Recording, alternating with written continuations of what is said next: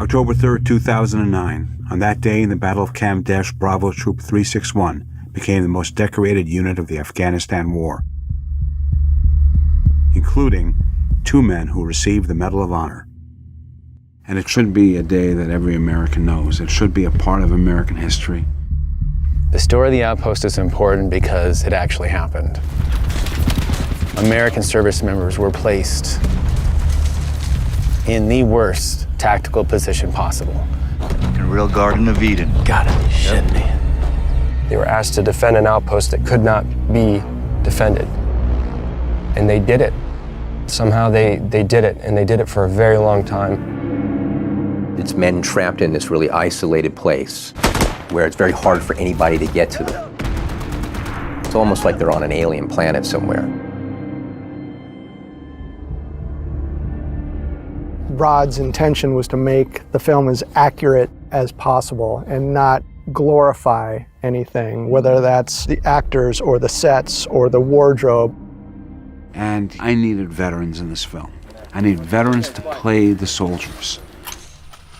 We had all those first-hand eyewitnesses that were invaluable to get to the bottom of the verisimilitude and the accuracy of the battle.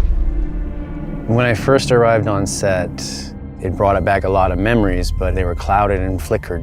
Definitely the emotions were there and an eerie, kind of off-putting feeling. It was like walking into a memory. You know, I mean, I slept over there for a year of my life, a very important year. Being on a set in an environment that's so realistic, it's very nostalgic.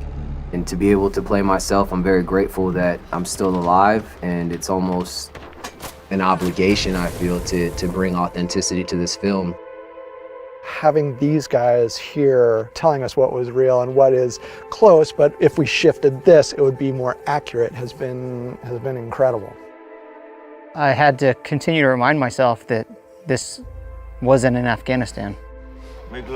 Rod described how he wanted to make this film, moving away from a sort of glamorous view of war into a much more realistic sort of documentary feel.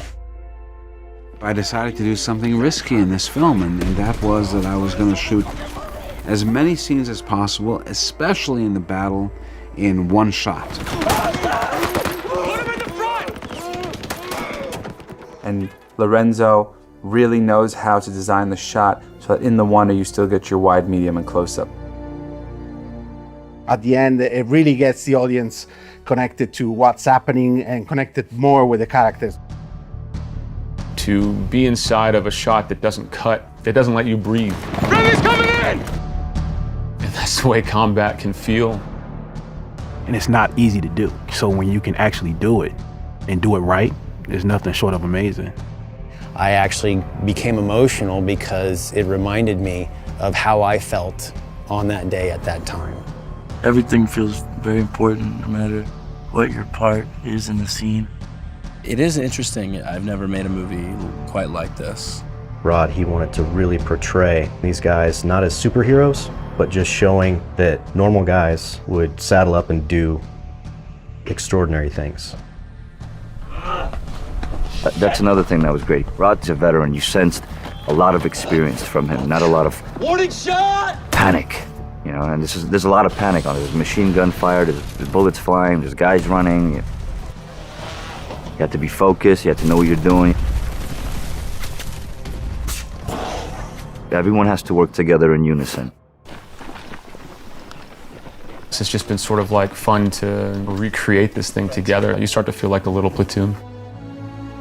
I think this film is going to be so much more than just a Hollywood picture. You take a lot of pain and suffering that happened, and you turn it into art.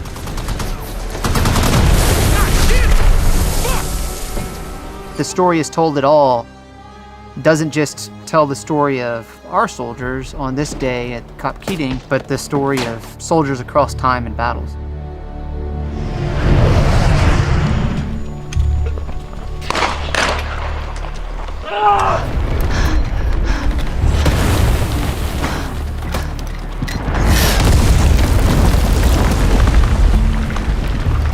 We're coming in!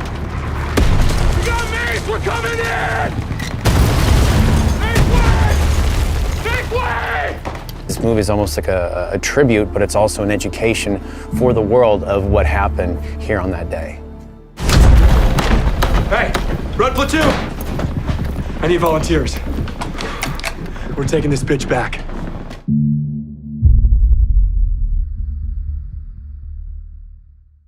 Hi there.